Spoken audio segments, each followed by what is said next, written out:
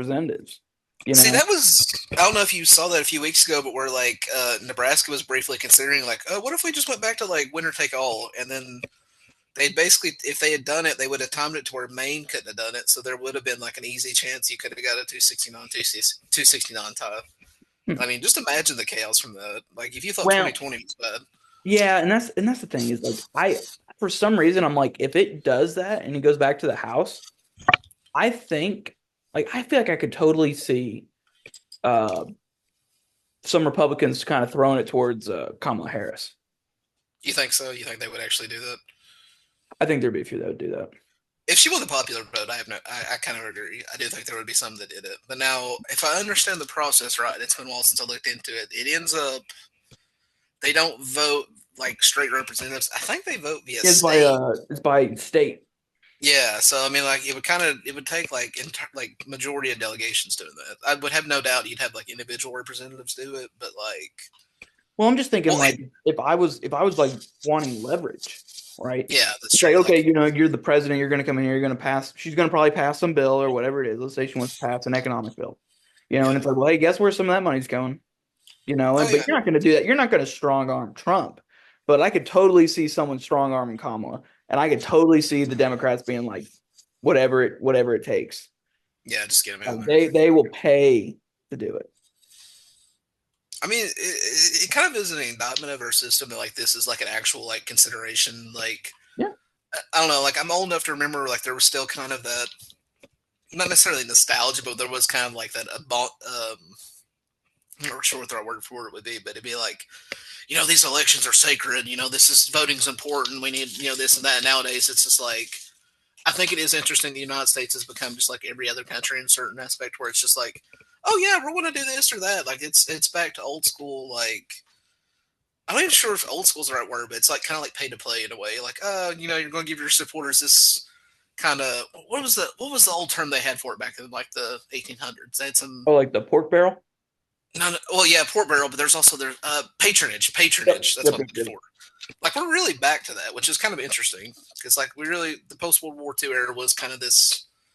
I don't want to say completely because there was always some shenanigans, but like there, especially post Watergate, there was kind of like an idea of like an enlightened. This is a sacred process. It's whatever. And now it's just like, yeah, it's just normal. I mean, I don't Well, know if you can really and make a wider story out of that, but it is kind of interesting to think about in of itself. one thing I always try to remind people is it's like, back, I'm not saying there was huge voter fraud in 2020. I definitely don't believe that. But it's kind of like it's not like when people are like, "Oh, that couldn't happen." I'm like, it could happen, or at least on the state level, Oh yeah, uh, I'm looking at like Colin Allred and Ted Cruz. I'm like, I could, and this will relate to them. I'm like, I could totally see like some like messing with the ballots or kind of some shady shit because like that's a high profile one. Not a lot of people are gonna be looking in terms of all that. And it's like you could totally pay some people to go in there and do that stuff for you. well, I And mean, then within you're like, like, oh, that would never happen. And I'm like they did that like back in the 40s. Like literally, there were notable instances of people paying people to like vote and everything like that.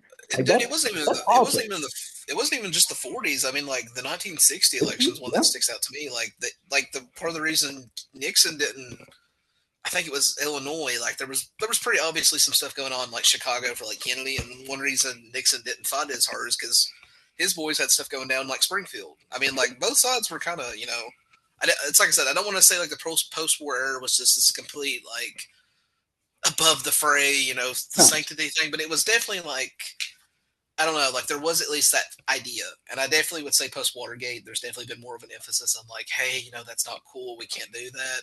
Yeah. But I mean, we're kind of back to that. I just I think that kind of a reflection of where, like I said, I don't really know if you can make a full story out of it, but I do think that does mean something. Yeah. That's true. Which, by the way, what's your go to tonight? Like, what are you watching to like keep track of results and stuff? I just pulled up the AP. Um, Okay. and I just kind of looked at like I've just kind of got all their stuff up here, and I went to all the swing states and was just looking. I think I've got a governor's race pulled up here. So like that one was kind of interesting. That I wanted to see. Uh, Which governor's race, by the way? North Carolina. Okay, that's what I was actually about to bring up. So, like the fact that Josh Stein won so handily, that could be a sign for this where the state's going. I mean, North Carolina is pretty famous for being like having what do they call it, split ballots or whatever, where like you can vote Uh, for like one candidate for president yeah, and then like somebody else split for the- like. So yeah, it's like that could be a sign. It just I think it depends on like how much is split. Like if it's like half a percentage, maybe it's not yeah. that big a deal. But I mean, if Josh Stein is putting up like 57% or something, like I would definitely be concerned if I was the Trump campaign in that case. Well, and I think what's interesting with I don't know. I mean, I just think about this Mark Robinson. I'm just like, dude, like, come on, man. I mean, he's an idiot. Which Like doing what he's doing, and I'm just like, dude, like, you probably like if you just were like a normal human being, you probably could have easily ran away with this election with that election. Like I think Trump will maybe he'll lose by half a point or a point, but if you're some like normal Republican, you could easily win that seat. well, see, I mean, which we should probably say this. So like I'm pretty sure you're insured to vote in Georgia, right? Yep, and Georgia. Okay, I'm a North Carolina voter, so we're both like swing state voters, and it's kind of funny we're like the two like swing states on the East Coast. Hmm. So like, uh, I kind of do wonder if like looking back on this, people are not going to be like, hey, I wonder if from like the hurricane, because like that hurricane, like they're still doing recovery operations like to the west of me. Like I was like directly in the path of that, and we got hit hard, and like I do wonder like if it comes down to like say that you know how close Georgia was back in 2020, where it was like what decided like what 12,000 ballots or something like that. It was Well, like 12 or that, 11. that was the big thing, right? What was 12,000 votes or something like that? I Yeah, forget. and like if North Carolina's that close, I definitely think something that like is going to come out of this election is like okay, Western North Carolina is like this is like a Republican bastion in the state, and like I said, they're still finding bodies and everything, man. Like it is actually crazy. Like somebody I knew from work lost 11 people from her family. Oh wow. I mean, it was that bad out here. So I'm kind of like that could be a takeaway from this election is like okay, maybe the hurricanes kind of what like won it for. Now, oh, completely off the topic, but I'm seeing some stuff about the Ohio Senate already, so it does look like based on the results Well, insofar blue. that it's not looking like blue, but they're saying let me pull it up right here. Yeah, I was gonna say, let me. You can Yeah, share. we Your- probably Let we probably me oh we see. can share screens on this. I didn't even know you can share screens. Let I've me. literally it's not a huge deal. Well, just do it, dude, because I'm gonna need something in the thumbnail. okay. Let me pull some If up. not, it's just like our profile pictures. Oh man, if you told me that, I would have picked a better one. I look so ugly in that one. Dude, honestly, I don't know if you checked out my channel, but the I added in the picture for Mm, uh the profile or whatever it is. And I yeah. was honestly like, that's pretty good. And I just went into whatever it's called, like some AI image generator. Let me show it. Oh, that's cool. I know. I know what you're talking about now because you had sent it to me the other day. So like I was that just is like, cool. honestly, like that's not bad. That actually is kind of cool, and that does kind of fit you well. Is that Eisenhower with him? Yeah, it was just Eisenhower and then Roosevelt. Okay, that's not bad. So yeah, like you're I get I mean, I don't know what we would call you, an Eisenhower Democrat or maybe what do you just self describe yourself as? I know you like I know the channel Basically a name, but like conservative Democrat. That's literally okay. and honestly, like that's why I say like the progressive conservative kind of a thing. Because I'm like, like I'm like, I'm not a Democrat either. I'm like, I go with them because I feel like their party is more of a coalition to where if you kind of bunk the narrative, you can kind of go in, you know. I Mhm. feel like the Republicans, like, there's some stuff where it's like, I don't really like Trump. It's like you're Yeah. automatically at a disadvantage in the Republican Party. You know what I mean? And so there's a Yeah. little bit of that, and that's the only reason why I kind of do stuff with the Democrats. I mean Um, it very much is like a personality cult at this point. And like oh, and the Democrats are worse too. I mean, there's it's almost like a social thing nowadays. Like being in the Democratic Party is like a social thing. Like the people like that is all the social activity they get. It's like being in like a women's like junior league club. You know what I mean? It's just like it's like that's just what they do for fun, like socially. I'm just like that's just terrible. Like, just, Which, get a yeah, life. I mean, it is interesting though because from like a sociological perspective, I mean, like you're starting to see that play out in like wider societal trends. I mean, not necessarily just the polarization like everybody like focuses on nowadays, but like if you go look at like say fertility trends, this one's really interesting to me. Like, what was it? Somebody sit down and did the math based on like the American Voter Survey from like 2020, I think it was. Like somebody did the math and like conservatives, not necessarily Republicans, but people that describe themselves as conservatives now, their fertility is like almost replacement level. But then if you describe yourself as like a liberal, your fertility rate is like 1.2. So it's like either uh, like a middle income country in like say the Middle East, like fertility levels versus like Japan tier fertility levels, and like there was another like study came out recently. I think it was based on some survey results. Like they found like Trump does best in counties that have high fertility rates. So like I think the state that has the best fertility rate in the union right now is like South Dakota, and like obviously it's firmly Republican state, so it's kind of interesting. And then like you go look at Texas, and it's like Texas is like overall like 1.7, I think. And it's like I don't know if you saw that, but like it's it's staying pretty stable Republican. I mean the whole like they've been talking about blue Texas for like a better part of a decade now, but like it's based on like voting results, it's staying pretty stable. So I just think that's interesting because like that's like you said, like it's become a way of life, and then you start looking at like from religion to like social views to like even just having babies, getting married, like there is like that whole focus on that particular identity is starting to metastasize into like very very divergent like cultures and trends, and that like I mean, if you actually love this country, I mean, that is definitely like something to stop and ponder because it's like if we're growing apart this much, what does that look like 10, 20, 30 years down the line? I mean, that is something people I think have to start thinking about. I mean, and then too, I mean, like you can kind of take it like a longer trend. It's like I said, like if one side's replacing itself, if it's consistently having kids, the other side isn't. I mean, that is something you got to stop and ponder what that means in 50 years. So, I mean, there's a lot to take away from that, I think, personally. Do you I guess what's the question is like do you think we're gonna kind of be in a China situation?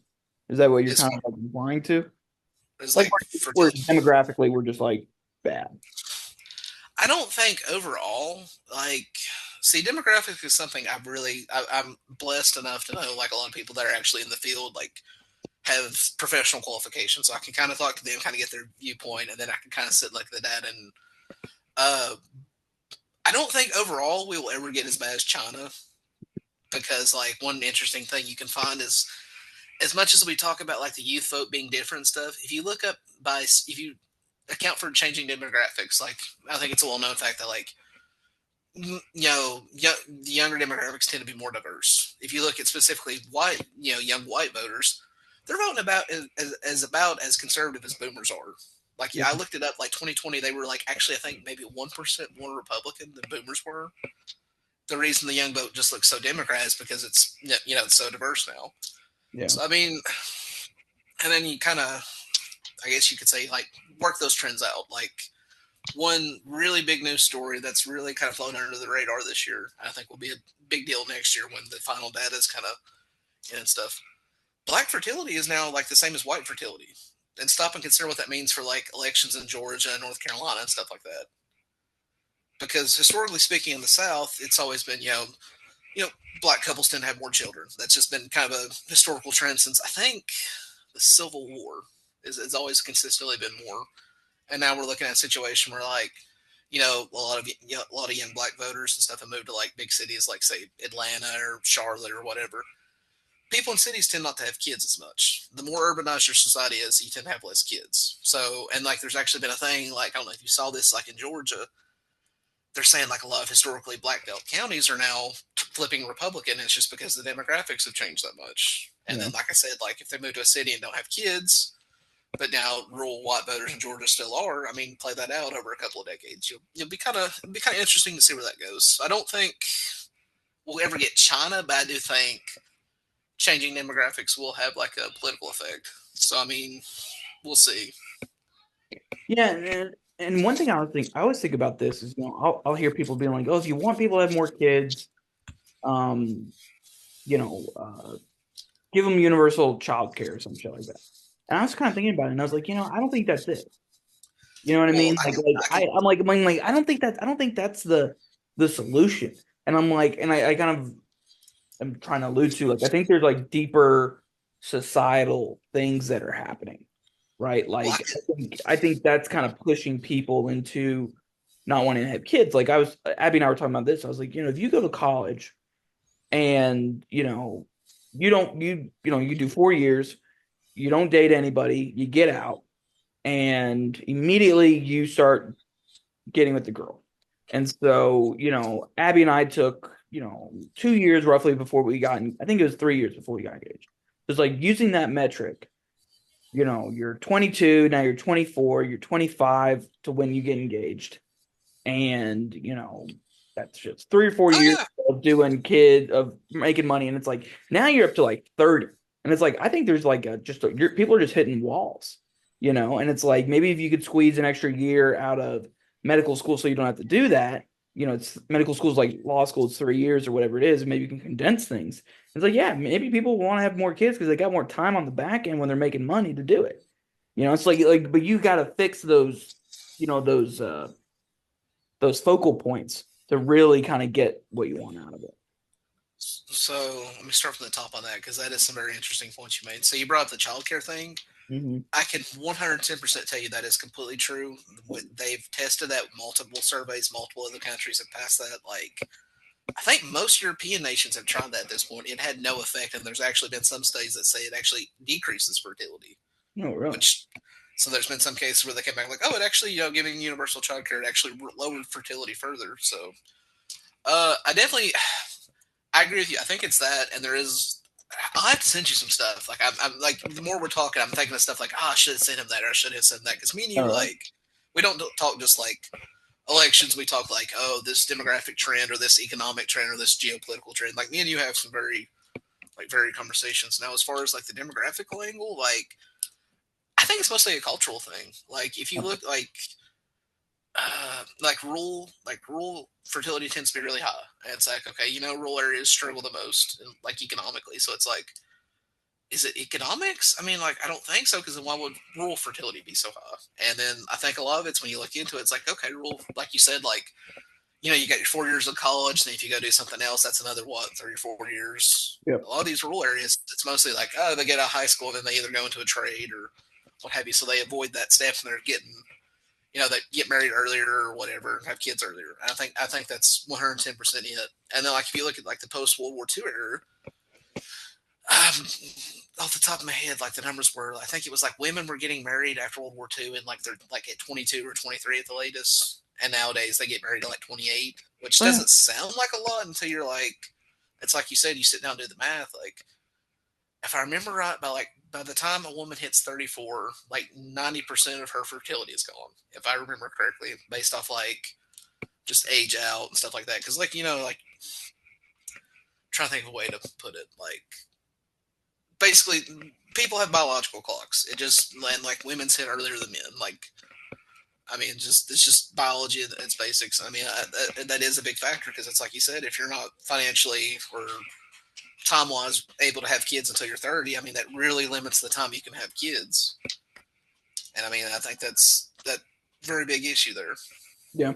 Well, and one thing I kind of thought about too is, I wouldn't say, I think one of the things that maybe may make people want to have more kids is if you could do in vitro, not in vitro, if women could freeze their eggs. Like, that was like universal, like, hey, that's free for any woman that wants to do it. I think that might boost your fertility, but the childcare, like you got to make it easier for people to want to have a bunch of kids. You know what I mean? And it's not about taking care of the kids. The people will take care of the kids, but it's actually having those kids. It's that biological, like we're saying, that biological component. Like if you get it to where a woman, I always joke with Abby about this, and I say, I am surprised we don't have incubators like that. You can just like, fertilize an egg and a baby will grow in basically not a test tube, but like if you're thinking like a sci-fi movie. And I'm like, I could totally see people like like I'm surprised we're not putting billions of dollars into that. To where China the woman is. doesn't have to carry the kid. They have a Yeah, kid. You don't have to worry about poisoning the kid. It's healthy. It's 100%. I'm surprised we're not just funneling money into that shit. China is big time though. But I don't know if you saw that, but they're actually starting to test some stuff with it. oh really? Yeah, that's one thing they're looking big time into right now. Now, what was it? You made a point a second ago. I wanted to so like the biggest according to the research I've seen, the biggest factor in deciding whether or not women will have kids is if they get married or not. And Mm. that kind of to me that passes the smell test because if you look at like statistically, like marriage has been declining for like decades now. Like a lot of Yep. people just don't get married, and it's like part of it. I think is the stability because I mean, like if you're a woman and if you've got a boyfriend, you don't really know if he's going to stay. Are you inclined to have a kid? Probably not. Versus, you get married, you're in a stable relationship, you got two incomes, you can kind of afford to drop down to one income for a time, especially if you have like maternity leave or something like that. That to me makes sense. I mean, they're definitely, maybe that kind of connects into like other stuff because it's like you said, like if you get out of college and you've not met somebody, like you're getting started in your career, you're not really going to have a lot of time to go out and date. I mean, I do think this is like a multifaceted problem. So I mean, there is a lot of different implications for it. Yeah. But yeah, I would definitely think, or I would definitely say, I should say, um, if we could get marriage rates back up, which there is ways to do I would that. be curious to hear what you had to say on that of getting it up because I think about it and I'm like, I don't know if you can, and I'm like, you got to put like it kind of goes back to that societal thing. Like you got to put people together, Yeah. and doing stuff like that. Okay, hold on. It looks like this thing's about to run out. Okay, yes, we got. I think I got it at the top. We got like 10 minutes left. 2 minutes. Okay. So Yeah, and then we'll I'll, then we'll resume this in a little bit. okay. So Um, as far as marriage, real quick, I'll throw that, and then we'll switch to looking at those results okay. as they come in because I'm getting blown up with that things on my phone right now. There is a way you can do it. Hungary has done it. I don't know if you've paid attention to like Orban's effort in the last few years, but like he is. I think their marriage rate went from like. Don't hold me to this because if I get this wrong, I'm going to look like an idiot. But if off the top of my head, I think he got marriage rates up like 20 to 30%, if I'm not mistaken. I could be wrong on that exact number. So I mean, there definitely is ways to do it, but I think in an American context, the issue is we are so like I guess individualistic, but also small government. So like on like the left wing side, I think it would be problematic because you're like, okay, why is the government trying to like encourage marriage? Like there is, shall we say, certain factions that would find that problematic. And then on the right wing side, there would be the issue of like, okay, why is the government doing these big government programs trying to encourage people to get married and stuff? I definitely think that would be your kind of limiting factor in an American context. But as far as like, is it possible to do? I would say Hungary is a model of how that can happen. But so And what I would, what did they do? What did they do specifically to get that up? if I remember correctly, they passed. I would have to look back into it. I know one things they did was they like passed tax incentives. Well, So see, like that's the thing. That's the other thing, though, and that's where I kind of that's why I was asking, what do they do? Because I feel like that's all people do. Is so it's like, okay, well, we'll give you some tax credits, or we'll give you the, financial incentives to do. And it's like, and it kind of goes back to, is it really like, do you really want people getting married for a financial incentive? Oh, my tax burden is lower since if we get married, like, is that really what you want? Or you would think, like, I know you're married as well. So it's like, where would you think you would want it to be? Oh, because you love somebody, and like you well, really want to be with them. And it's not about the money part, like, I think we could both say we love our wives, but like that lower tax burden is kind of nice too. well, I haven't, the tax, I haven't realized that yet. So, Oh really? How? Well, no, you got married last month then, wasn't it? yeah, Okay, so I'm not going to see it till February when I do my taxes. Now, I dude. will say, I did talk when Abby and I, we kind of did some rough calculations, and I usually give myself like a lot of money back for taxes. Mhm. And when we did it, I was like, holy shit, because she didn't make any money because she's in Yeah. school. And so I'm like, babe, like, let's just cut my taxes in like by a third, And so like we may get a good bit of money back, but See, that's what I'm kind of banking on for us because she works and like I think I make a little bit more than she does. So like we are dual income, so you guys are one income, so you may do better than us in that regard. But like as far as like just bi-weekly checks, like Mhm. it's insane, dude. Like my check went up by like several hundred, like just less taxes coming out. So I mean, there is that. I mean, of course, that doesn't help nobody, if you're not married yet. But I mean, Right.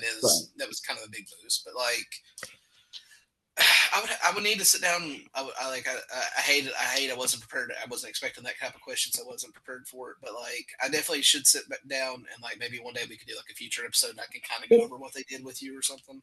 Yeah, yeah, we But can definitely do that. I'm not like putting your feet to the fire because you don't know the answer. yeah, But but like, yeah, every time I hear about it, like, we do these like, childhood tax credits and stuff like that, and it's like, well, like, why is having a kid so expensive? And it's like, it's the child care, it's all the other stuff. So it's like giving people money really doesn't do anything. yeah, You kind of and really want to get those inputs down. and that has been empirically proven. Like a lot of places that did pilot. Now you do get a slot effect, and I think somebody sit down to the math to like get us back up to like, oh God, what was it? I think it was like for every percentage of GDP you spend on childcare, you get your fertility rate up by like, I think it was like 0. I don't want to say 3. That seems really high. It may have been like 0.0 something, but it was like somebody sit down to the math and like, oh, to get us back to where we were in like, I think it was like 2007 or maybe it may have been 2000. Like I think it was like get us back up to like 1.8, which is still sub replacement, but it's a lot better than like the 1.5 or whatever we are now. Would be Hmm. like 5% of GDP, which to put that into context, that's more than we spend on defense. So I Yeah. mean, is that really? I mean, might be worth it just to kind of like reduce future problems. But I mean, again, like that is a huge trade off right now to spend 5% of GDP on that. So I mean, that is. I definitely, I definitely would say culture. And I mean, there is a lot of stuff I've read on that. I could kind of expand upon it, like a future point or whatever. But Well, I but definitely think any sort of recovery is going to depend on like the culture. You do have to like work to change the culture. And I do think that would have to be like a top down kind of. I right. mean, Well, and like, so go ahead. go ahead. Sorry, no, go ahead. You're good. Well, I was just gonna say, I mean, that's also kind of, when I say I'm a progressive conservative, I do kind of look at it a little bit kind of how like JD Vance kind of looks at it, right? Where he's like, like I kind of think of, for me, I think of like, okay, you got, all Americans want to get to the same point. It's just the way you go to get there, right? And so for me, it's kind of, I think about the progressive kind of the same way, right? Like we all want a more equal society. We all want to make more money. We all want to do all these other kind of things.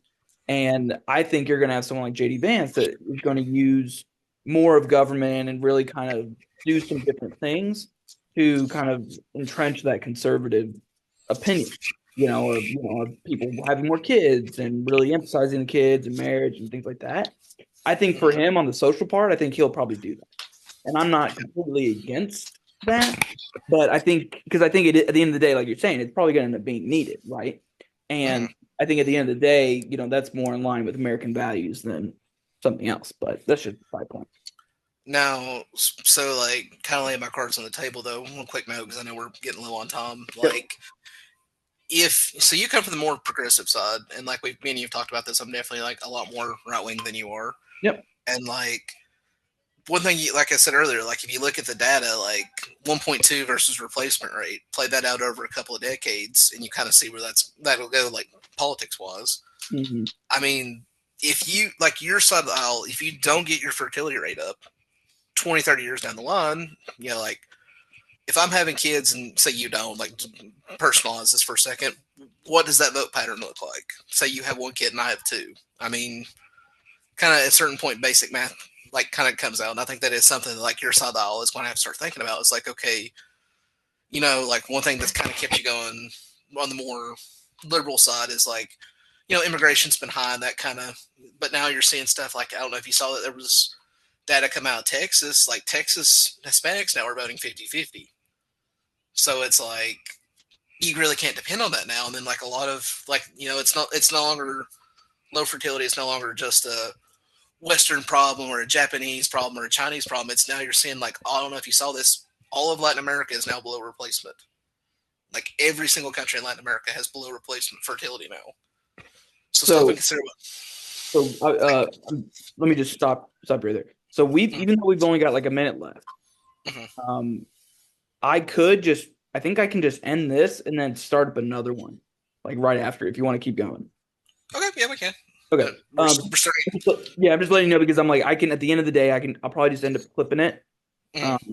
and then maybe just release it tomorrow or something like that. That's Uh, fine, and like I said, I'll send it to all my people, and they may repost it. I didn't tell them they had to, oh but no if they'd no no like no! to, Don't worry about any of that kind of stuff. I just yeah, wanted to because I know you're I want you to really continue your thought. So okay, that's why I just wanted to say it because I don't want to cut you off mid sentence and not let you get yeah, that's everything. fine. But Okay. yeah, basically, you may finish it now, or just Yeah, wait till yeah, you yeah, start just keep going, and then if this ends, we'll just relaunch it. it. Okay, cool. So basically, my point to you guys would be like, okay, you may not like it, you may not want it, but at a certain point, if you don't want that future where like people like me are the majority, you're going to have to start doing stuff about it because it's like I said, like you can't keep counting on that historically high immigration levels to like change like voting patterns to make up for like low fertility. Like even India's below replacement. A lot of places in Africa are starting to go below replacement. Like the places where you can get a lot of immigrants from is starting to really decrease, and that's going to like not just politically but like economically. There's so many consequences of that, and that's something you guys are going to have to start thinking about. Okay. All right. Let's end it there, and we'll rejoin for Okay, my cool. rebuttal. Let's go. So you know how. This meeting is being recorded. Sorry. Good. So you're fine. So we were literally just talking about some of these states that just started calling. Like New York Times has called Texas now, and he's won it. They're saying he's won it between like 10 and 11%. That's basically like taking the rewinding the clock back on Texas like 15 to 20 years. That's actually that's honestly a huge result. Ohio, New York Times has called it. It looks like he's going to win it by 10%. So we're double digits there as well. They just called North Carolina, and it looks like he's winning it by 3%. Is what I'm seeing. Yeah. And I don't The know if only you're thing seeing. is though is that with all the states she actually needs to win, she's not doing bad in. You think so? So I mean, I'm looking at Pennsylvania. And the thing is, I'm looking at the AP. I'm looking at AP. And it's only 27% in, but Yeah. she's up by Well, 11 points. New York Times though. Let me see because I got their thing pulled up because I don't want to say I trust them more, but at least they're kind of more. I don't know, I think they're more. They're not as prone to like exaggeration one way or the other. So they've got. Let me pull it up here. Da, da, da, da, da. So New York Times is projecting he wins North Carolina by 3 points. Where's it at? Where's it at? So Georgia, they've got him at 52.9 versus her at 46.4 with 71% in. Is what I just saw 12 minutes ago. Uh, New York Times is now saying Trump is on course to win Michigan by 0.03%. They've got Wisconsin at 50-50 and where's it at? I saw Philadelphia a second ago. Where's Philadelphia?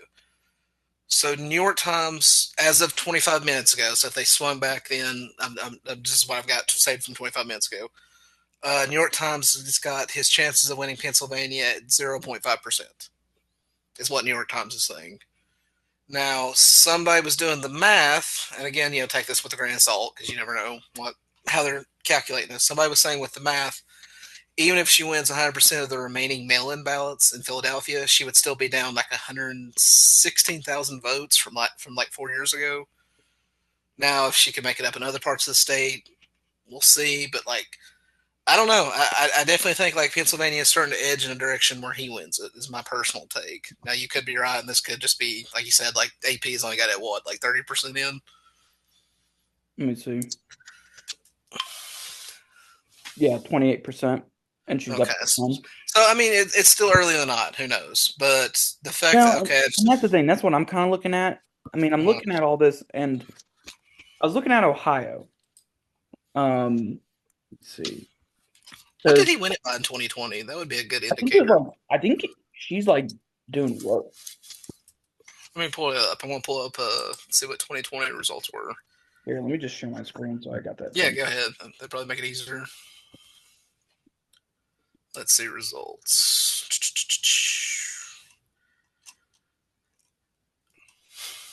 The one that's really caught my attention is because, like I said, I live in North Carolina now, but I'm originally in Virginia, and like Virginia is still late in the nod is very. It's very 2016. It's definitely bringing back some memories of 2016 because that was the kind of the same deal we had back then. Was like, but it was 10 o'clock and like you still couldn't call Virginia, and it was kind of like, okay, that could be an indicator for elsewhere. Yeah, see, Now, uh, what were we Biden talking won about? it by 8 Ohio. right here. He won Ohio by 8. I was Yeah. trying to find it. Let me, Let me see, pull it up yeah, here. so Yeah, he, about 8%. So if yeah. And so based and now let's and see, like let's I said, see what. this is what I'm looking at. She's Mhm. what is that? 9? A little less, around 9% she's down thus far. Okay, so if he lost it by 8, she's down by 9. That would be.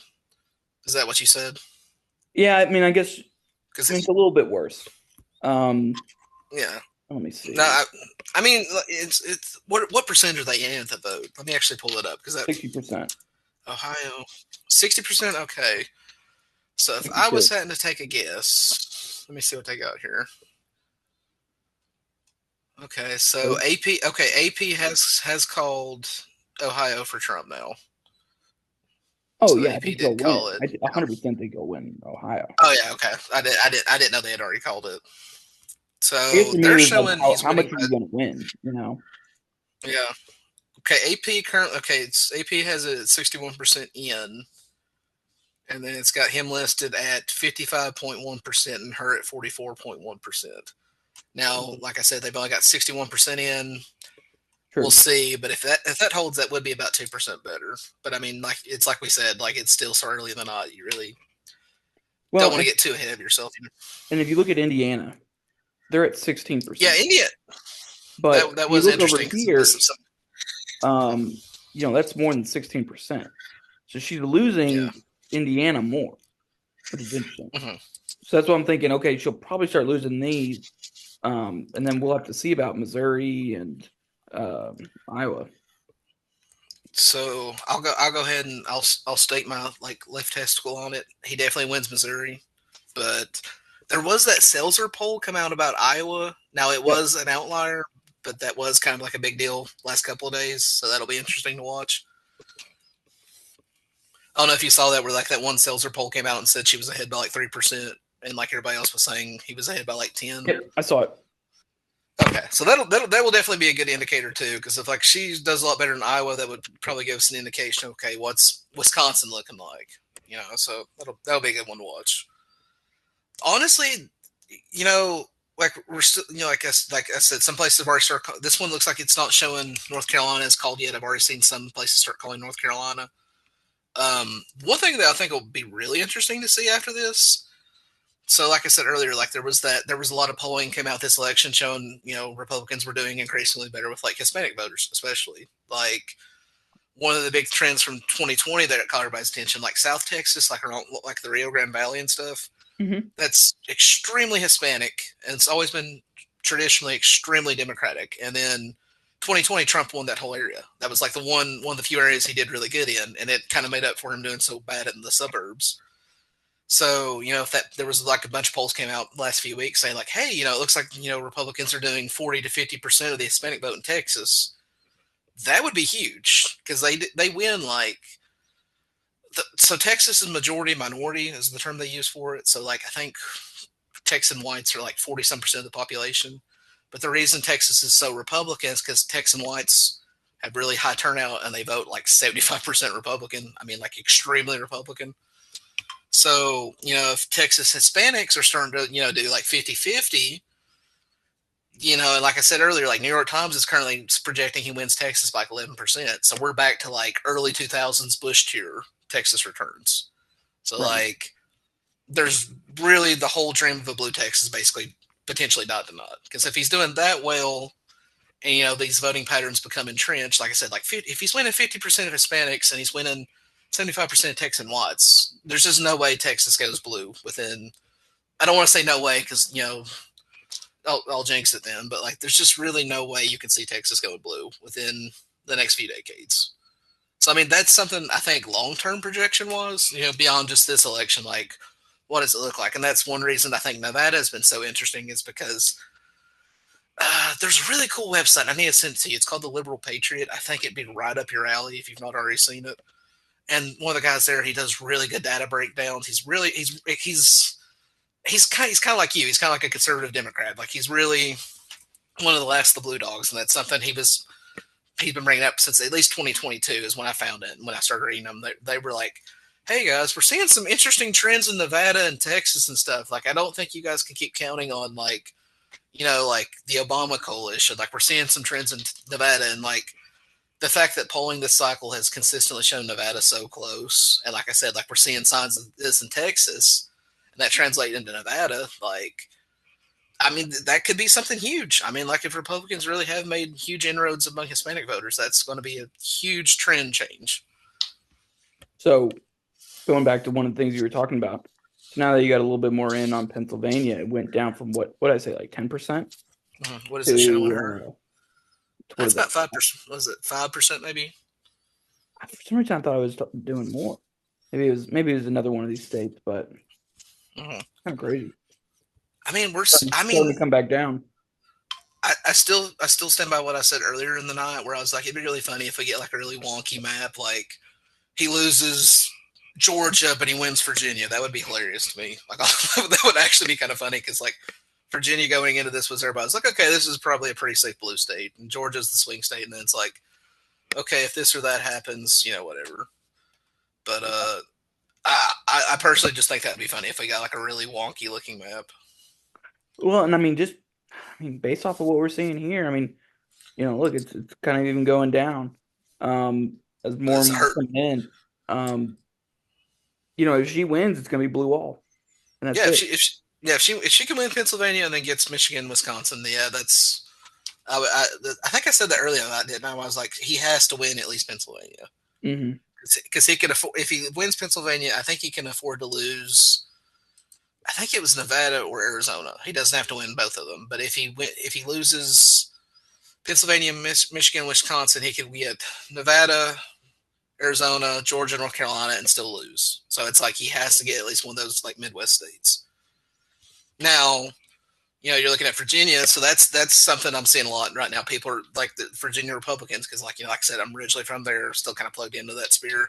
They're getting excited. Like I'm seeing a lot of stuff. Like they're like, actually, this is a lot closer than we expected it to be. This is kind of which going into this, like I don't know if you were paying attention to like the early votes and stuff. Virginia rural counties, like where me and Abby both are from, like they were putting up some really high turnout votes. Like they were like 80-90% turnout rates. Yeah. And then something I saw earlier, Loudoun County, which is up in Nova, and is like one of the big Democrat centers. They were really low this cycle. So it's, I mean, I don't want to say, I definitely say it's going to be a lot closer in Virginia than the polling suggested. I don't think he'll win it, but he'll definitely come closer than the polls expected. So So that's kind of interesting. I might say he's got a shot because last time I came here and I Mm. was looking at this, it said Harris needs to beat Trump by 1% on the ballots left to be counted to catch up and take the lead. Now it's to 2 points. So I'm feeling like it's kind of starting to get away from her a little bit. But who knows? Oh, I mean, You got these Washington D.C. you Areas. got They're going to throw in their ballots at the very end, and it's all going to be Democrat. see, and that as a Virginia resident, that's something that's always been so annoying. You could go back to like 2014, I think it was. Like we had an extremely close Senate race. I mean, it came down to I think it was like 300 votes decided it, if I'm not mistaken. So we had that, and then like I said, 2016 we had that issue where wasn't until late in the night we could say who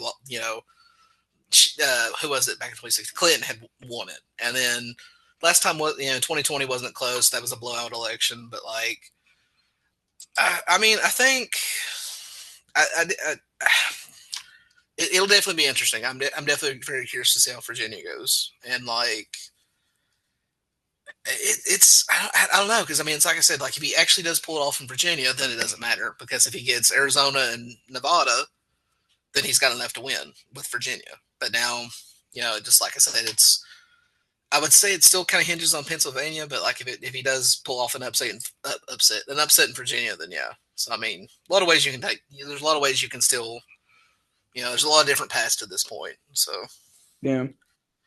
but it's like you said, like if she can win Pennsylvania, then odds are she wins it. So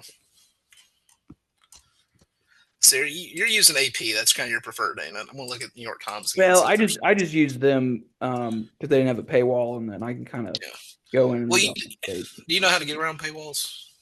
Have I showed you? No, but I just Googled it, dude. I was like, Yeah, this I is what got I you. got.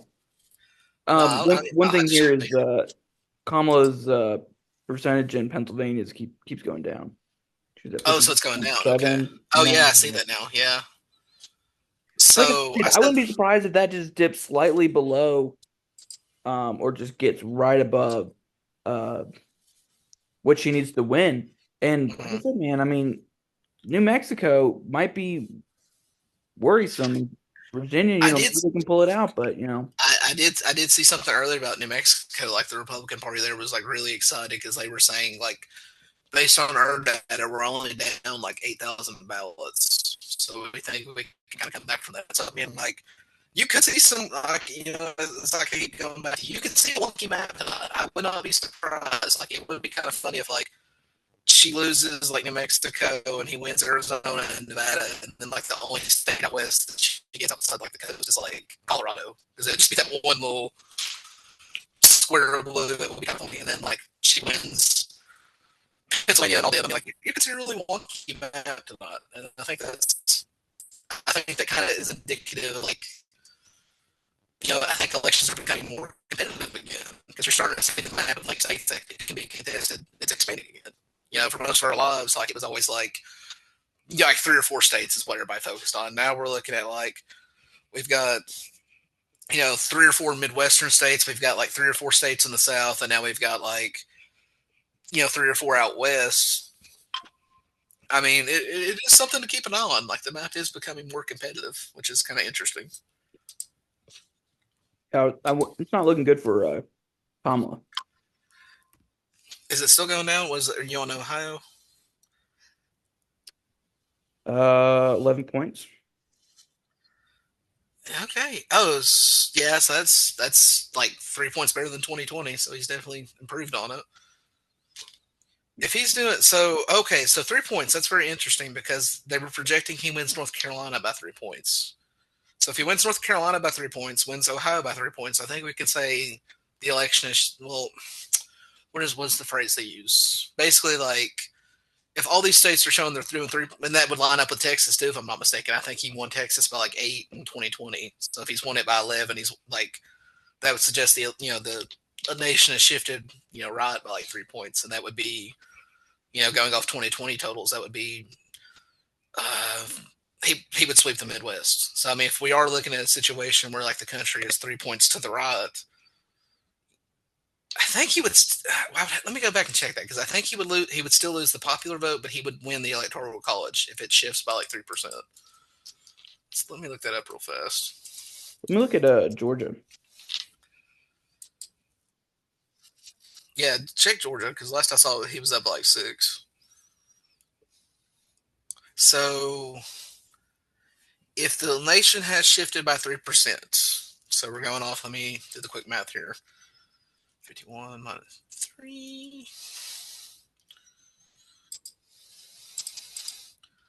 Let me take that back then, because if the election if things have shifted by 3%, he would actually win the popular vote too. So this would definitely be like a mandate kind of election deal, because he would have a clear blowout in the electoral college. He would have the popular vote, and let's just call a spade a spade. If the Republicans are doing 3% better, that means they pick up the Senate seat in Ohio. They'll pick up the Senate seat in Montana. They'll have like a 50. It'll basically be a replay of 2016. Well, Like that's what he'll I'm he'll looking have the at. That's what Senate. He'll I'm probably seeing have here the is House. I'm like, Georgia, you're down by 5. But I'm sitting here, and I was just That's looking at it, a lot of these ballots that are left to come in are obviously Atlanta and some of these more urban areas. So I'm like, okay, this is going to go back up to say, 48%, maybe yeah. 48. And that's where, and I've Oh, said this a dude. lot to the Democrats around here. I'm like, we cannot, for God knows whatever reason, get above 48.5%. in the state. Hmm. Like you said about 2016, like that's basically what we lost it at in 2016. Like we just when Stacey Abrams was running, she only got like 48 and a half. Like Democrats just can't Yeah. get above that in Georgia. Okay, I gotta stop you real fast because New York Times has projected he wins. He's not. They're not declaring it yet, but they are projecting he wins it by like 1.1% in Pennsylvania. Hmm. So that's not. They're not declaring it yet, but they are saying that's what their model suggests. So that would be better than he's ever done in Pennsylvania if he does win by that margin. Uh, Man, we're getting a lot of results fast. This may be an early nod. Like going into it, I thought we would be up to like 11 or maybe 12, and now it's looking like they may be able to call the race within the next hour. Honestly, if this keeps up. Let's see here. So MYT has Arizona at +4 for Trump. That would be, let's see. I think that would be lower than he wanted in 2016, but higher than 2020. So that's interesting. And New York Times is projecting a Trump victory of 312, which would be he wins all three of those Midwest states and then Nevada.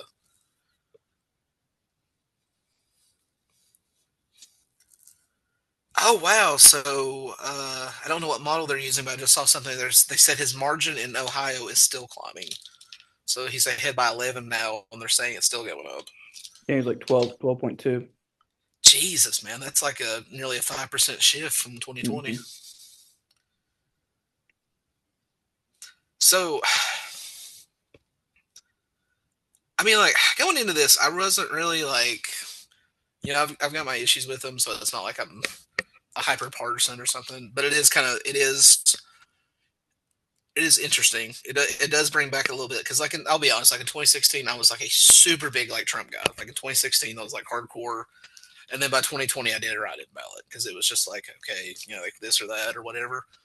Uh, it definitely does feel like a 2016 kind of energy at this point. Like the stuff I'm seeing, like it's like okay, he's ahead in this state, or he's doing this, or he's doing that.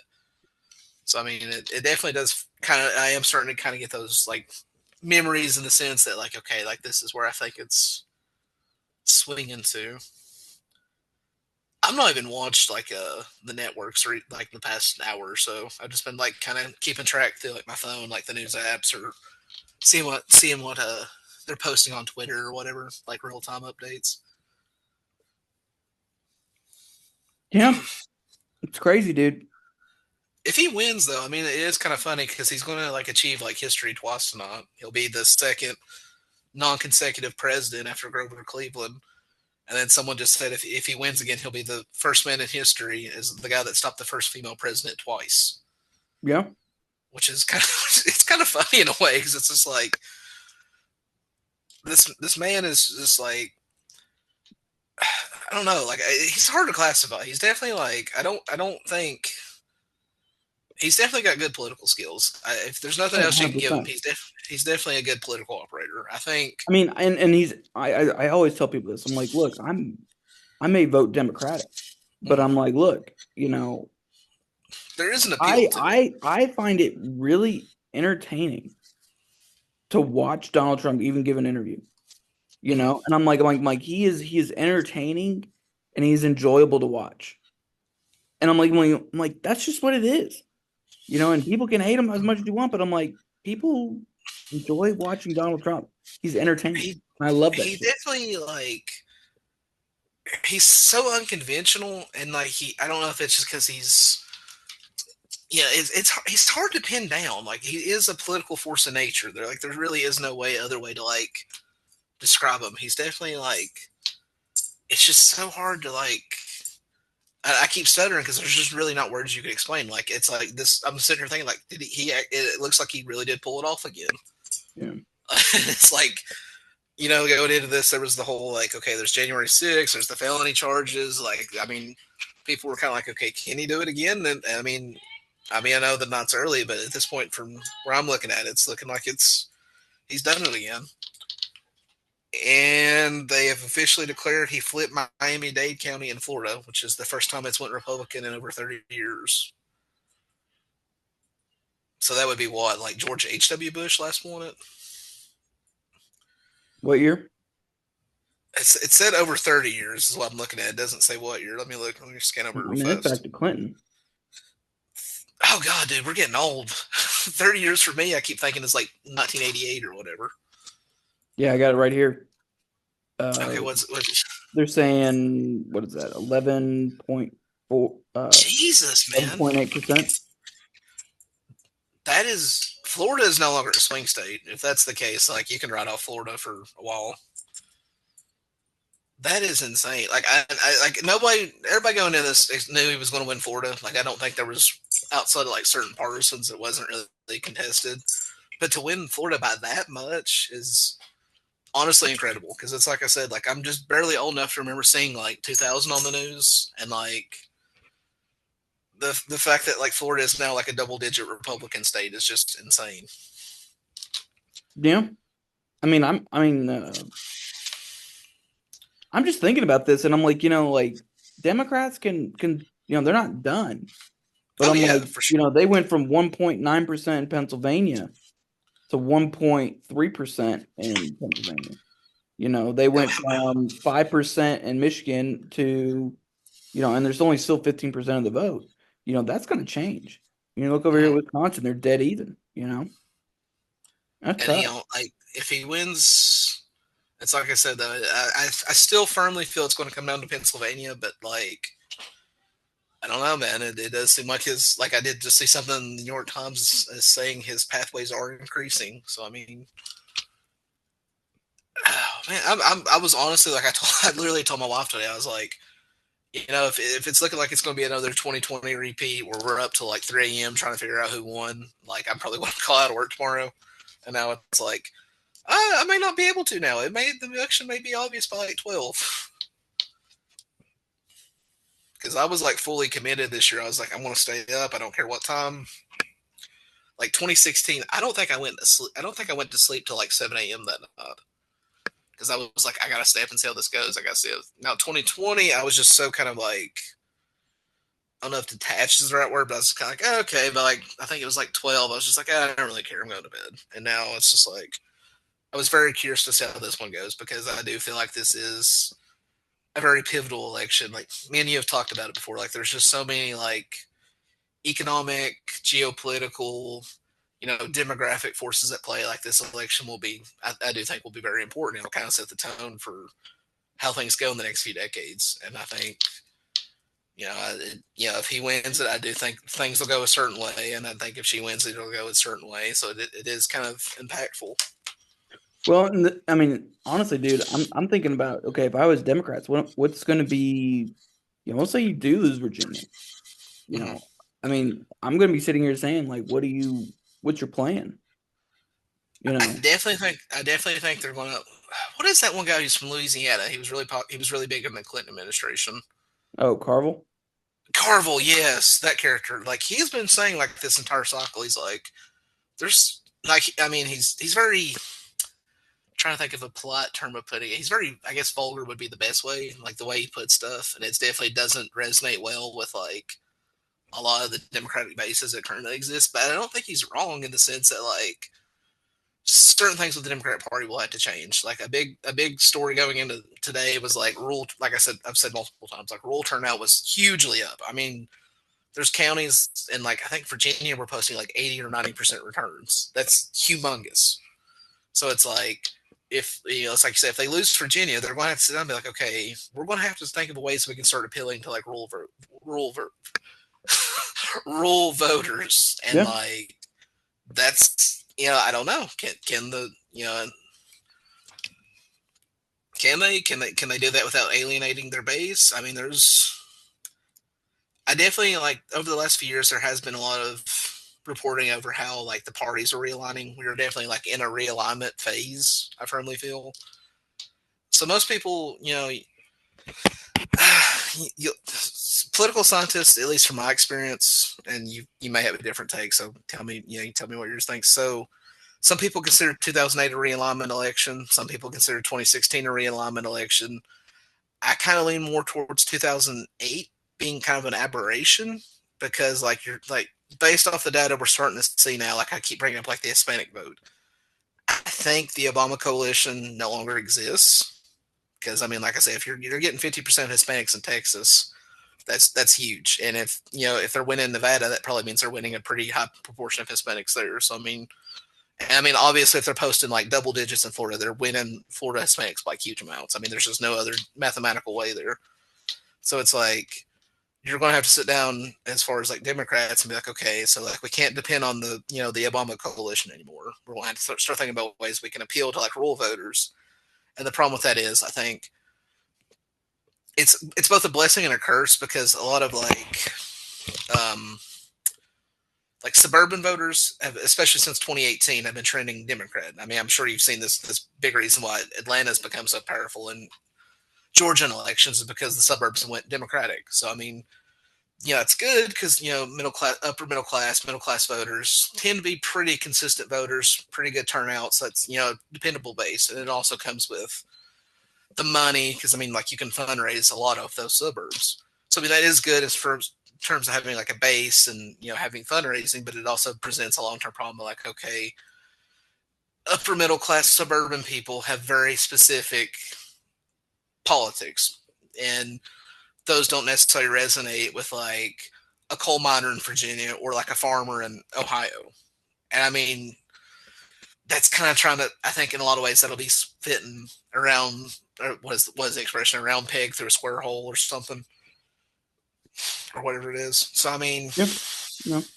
that's going to be an issue, and I mean that does kind of cut both ways though, because like Republicans are kind of getting the working class vote, but like I said, like they're statistically speaking, working class voters are less likely to show up consistently. They're you can't really fundraise a lot off of them. So I mean, there's pros and cons of it, and a lot of like I think there was it either came out earlier this year or late last year. There was like a survey came out. I think it was from the American Compass or something like that, and they were like, based off what we're seeing, socially conservative, fiscally liberal voters, i.e., the working class, are moving into the Republican Party, and socially liberal, fiscally conservative voters, your upper middle class suburbans, are moving into the Democratic Party. And like a big theme this year was like, like Liz Cheney was campaigning with Harris. So like a lot of those Bush era neocons and stuff like that. I'm not using that in a pejorative sense. I'm just saying that kind of voting bloc has kind of went Democratic. So I mean, you really are seeing a lot of like, I mean, think about that. Like a lot of the Bush era people are now the Democratic Party. Now a lot of your union voters from that area that voted for Kerry are now voting for Trump by like double digits. I mean, this is I think you can't deny that realignment is underway, and what that means for the future is going to be kind of interesting. I think to see play out. Yeah. And I No, I think mean, I agree.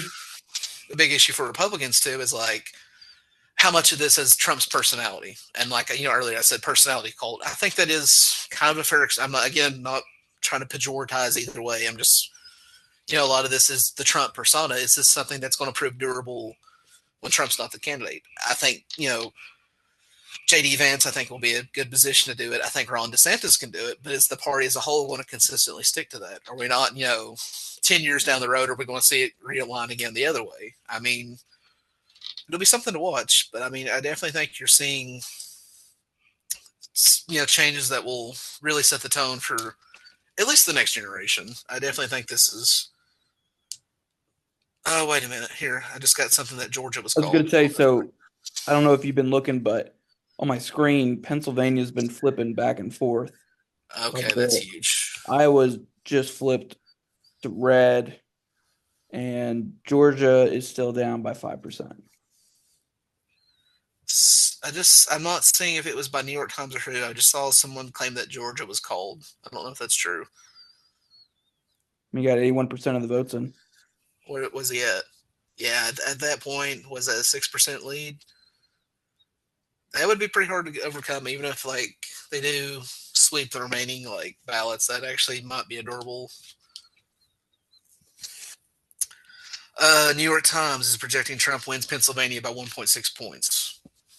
So that keeps going up. So here's the question: what's the reason? Why is Kamala losing?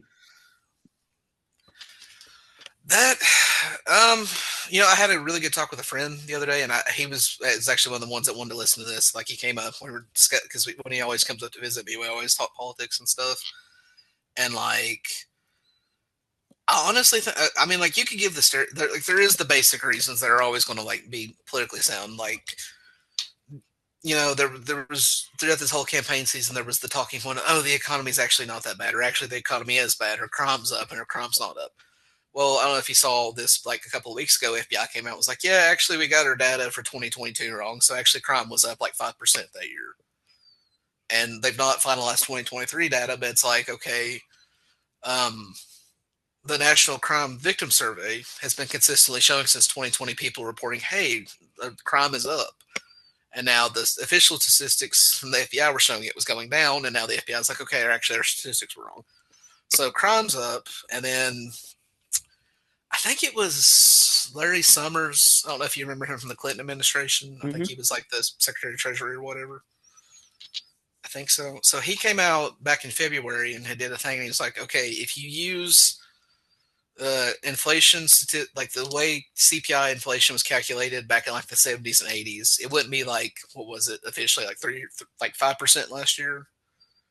I think Something they were like that. claiming it Yeah. was something like 5%. Well, he said, look, if you actually use the original survey, which included stuff like price of housing, car payments, stuff that people actually need on a day to day basis. Like you need a car to go to work, you need a house to live in. I mean, I don't really know why we would ever take those out of the inflation survey, but anyway, he was saying like, no, if you actually look at the official, like the actual statistic would be like 18%. So like double digit inflation, like 1970s stagflation tier.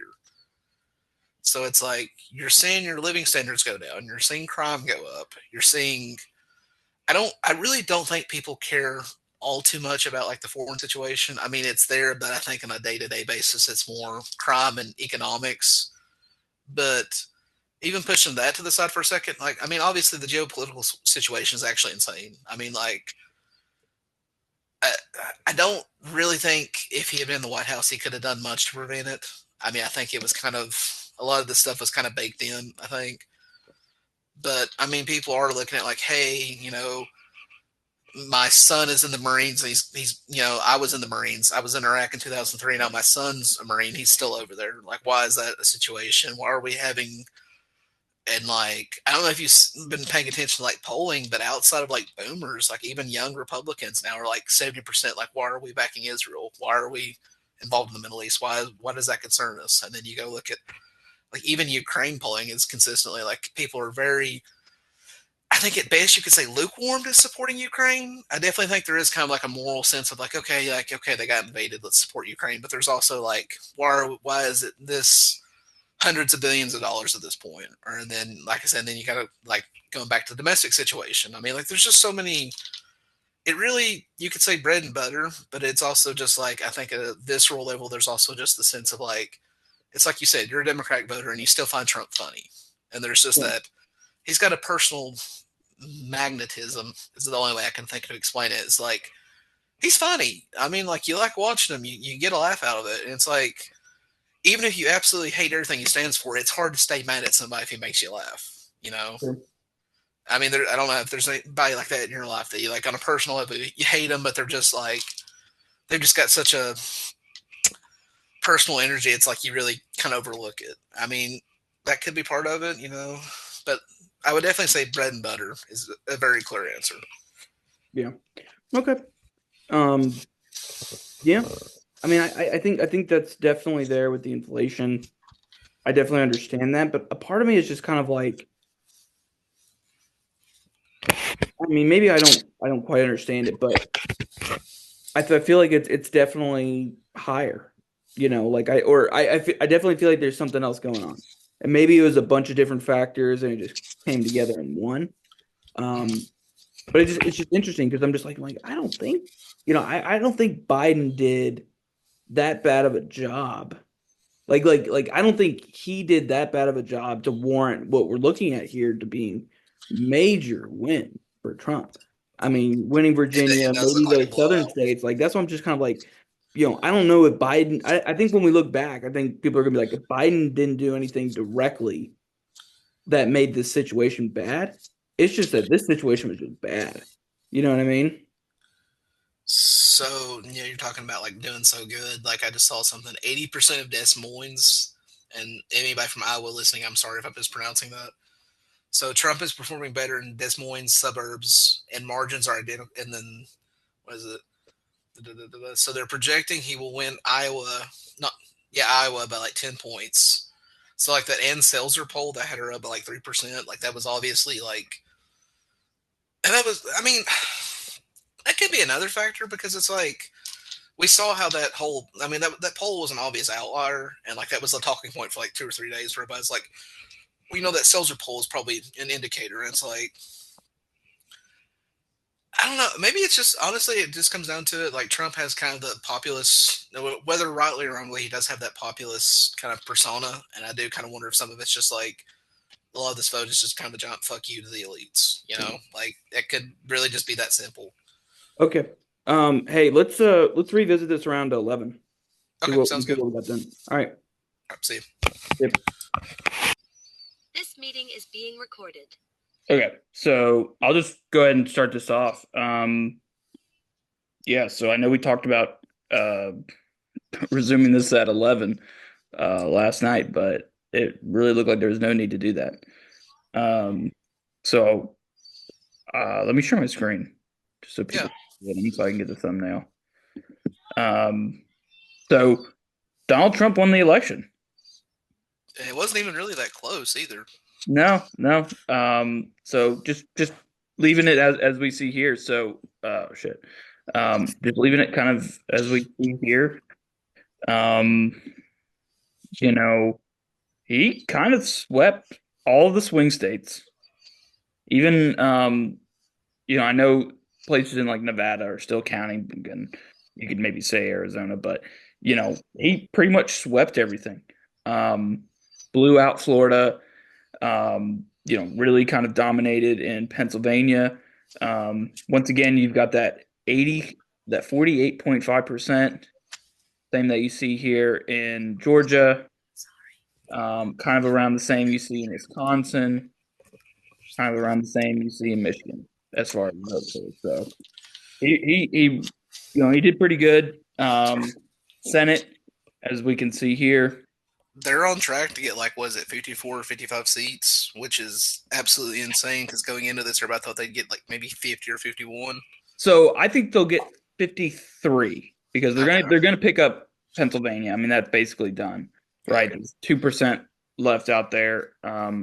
And I think, let me see, I It's think, it's mostly in rural counties too, if I'm not mistaken. yeah. So like if you look here with the uncounted votes, it's like Cambria County, Hmm. which Donald Trump won by 17 points. Yeah, So there's. I'm not super concerned by that. I think it's kind of sad seeing like someone like Bill Casey and I um, actually like Bill Casey, so yeah, yeah. his dad especially was a really good one. Yeah, so seeing him kind of go, same with kind of Sherrod Brown, those weren't like terrible Democrats to have. Tester over here, I mean, he kind of got blown out, but they weren't terrible ones to go. They did pick up Arizona. Um, Well, they last I saw in Arizona and Nevada, they're still counting, and at least on Nevada, most of the votes that are still out, they're saying is mostly like rural counties. So I would not be surprised if they get Nevada too. Yeah, so I'm not entirely sure about that just because from what I'm seeing here is it looks like Is uh that Washoe? Yeah, they're still waiting on yeah, Washoe. and then Clark County. So they're Okay. at, still 13%. So I think she'll come out because Democrats have narrowly won these votes. Now we can argue if there's maybe some stuff going in on the back end, but I think we're not going to know this one until I think they said like later today. Yeah, Uh, like today or maybe Thursday is what I'd heard. yeah, Brownlee's by most voted there's two votes to call. Clark, yeah, so maybe we'll have something tonight, but I think she'll be okay. She's winning by 5% in both of them. So I think she might be okay at least getting another 4,000 or being really close to getting 4,000. So she might be okay on that end. Um, but yeah, so the Senate, one of the other things I wanted to talk about before I kind of let you talk about this is, um, I mean, damn, they just like I don't think people quite understand like how far back this is going to put Democrats. Um, This. because North Carolina and I think it was Maine were like the two most flippable seats in uh 2026. But I mean, as we're seeing here in let's go back to the president. So we see here in the president, see, I mean, Donald Trump won that by like what, 5%? Yeah, something like that. So who knows what that's going to be. Um yeah, something like 3, 4, 5%. So I'm not really holding my breath. Looking at the House vote as well, I think honestly, I think Republicans are going to get a mandate and they're going to go in and they're going to be given a trifecta and they're going to be let loose. The House thing is absolutely incredible because even like late last night, they're like, "Yeah, we're pretty sure that they'll take the Democrats will get the House." Now it's like the thing I saw today was like a 95% chance the Republicans take it. Yeah. So it's like, Well, yeah, and I was looking at these one like just some of these numbers down here and um maybe it wasn't this one. It was one of these ones kind of like this and it was like in some of those really like, maybe plus or minus one or two each way, like Republicans were sweeping those. So, yeah, so it doesn't look too great on that end for them. One thing I will say, I think you and I did talk about this. So, let's see, let's go to the House. You got Jared Golden up here, my boy. He's I think he might be able to kind of pull that out. You got Stanford Bishop. He's another Blue Dog Democrat. He's looking good. So as far as all that kind of stuff goes, like I'm kind of like happy to see that. Quaylar for some reasons, uh, he's still kind of kicking, but yeah, and Gonzalez I think was one of the other ones, and where they kind of won fairly decently. So I think that's going to kind of say something. I don't think a lot of people are going to talk about that, but I think that's going to be something that um, is really going to be kind of interesting. Just like you see some of this cultural stuff, especially with immigration and maybe even some of the abortion stuff. Maybe you might see some of that, especially in some of these Texas states, where Maine, Texas. I think Alaska was one where I think that might be the one that they'll lose, but Georgia and some of these other states where they really kind of held on a little bit. What are some takeaways that you're taking from all this? I've got a lot, and so that's what I was trying. Like Yeah. the biggest one to me, like you made a point about, like those South Texas Democrats. Like, was it like Quaylar? Like I think Trump called him his like favorite Democrat or something. And like if you look at like his seat, it's South Texas, and that's like Rio Grande Valley and stuff. So I felt kind of bad last night because I kept talking about like more like long term demographics and stuff than rather kind of focus on the election. But the way things kind of worked out, I think that was kind of the right tack because like me and you've been texting back and forth all day, and like some of the data that's coming out of there is just like insane. Like, okay, Starr County, Texas, for example, down there in like I think right there. So to put that in perspective, no Republican has won that since 1892, and it's a 97% Hispanic county. So back in 2016, Clinton won it by I think it was 80%. Like it was not even close. It was a blowout. He won it last night by like 16%. Yeah. That Well, is and a it's not. interesting because then Quaylar's leading by 20. Yeah, So we're kind of able to out even perform Trump on those. yeah, and it's like Quaylar is like I said, like he's famously pro gun. I think he's kind of pro life. I don't know if he's ever made that a huge deal, but I know he's at least on record for it. Yeah, I think And he's like the only one left. Like I think like one of the only pro life Democrats left. put that in context. Like you said, he's still outperforming Trump. Like this is a county that went 16% Trump, and now he's winning in Starr County. I mean, and then we talked about like I think Bob Casey just kind of had a bad like political environment. Like I don't think it Oh was yeah, anything on his fault, but like it's like me and you said, like if you look at it, like if they're moderate to right wing on social issues, and then they're economically populist, they're doing pretty good. Like Missouri was a good example of this last night. Like Missouri, what was it? They approved, I think it was the $15 minimum wage, and there was something else they approved, but then they voted for Trump by like 11%. So I yeah, mean, it's like that formula, and it's like you said, like these blue dog Democrats are not doing bad. I think it's kind of an indictment of the wider Democratic Party as far as like your angle, because it's like we said, like these guys, it's like Quaylar. Like I just keep going back to that. Like you said, he's outperforming Trump, and this is a 16% Trump county. But then you look at like the national ticket, and it's an absolute slaughter. Yeah. But I kept making the point about Texas last night. So I don't think they've finalized their tally. But as the last time I looked at it, he won it by like 14.6%, so nearly 15%. That is the best performance of a Republican in Texas since 2004. Like pretty much all the progress the Democrats had made in the last 20 years is gone. And Yeah. like that's absolutely insane. Yeah, I think it's like That's, what 13.9%. I think is what the shows are showing. okay, so it came down just a little bit then, but still, like that's. I literally went through every election since 2004, and it's the best, at least even right now, still. And then like down in Florida, like what was it? I think Florida ended up being like R13. So I mean that's huge. And like somebody pointed out, like I think it's I may mispronounce this. It's like Osceola County or something like that down in like South Florida. It's predominantly Hispanic and especially like a huge Puerto Rican population. Biden won it in 2020. Trump won it last night by like 16%. Like that, it's just insane shifts. And then based off the exit polls today, uh, they think he won 52% of Hispanic men. That's the first time a Republican has ever done that, as far as we can tell. Yeah. He won overall like 45% of Hispanics based off exit polls. So again, that's the best performance of a Republican ever. Yeah. And like there was exit polls out of Michigan by CNN that showed he won Hispanics there, but like I think it was like 60%. Like he got 60% and she got like 35%. Yeah. So like 2 to like that's absolutely insane. And then the other statistic, so I mean like it's like somebody said on Twitter I saw today, it was a really good point. They're like, really, if you can keep posting these numbers with like white voters and then you can kind of get at least half the Hispanic vote, there's really that's a durable majority.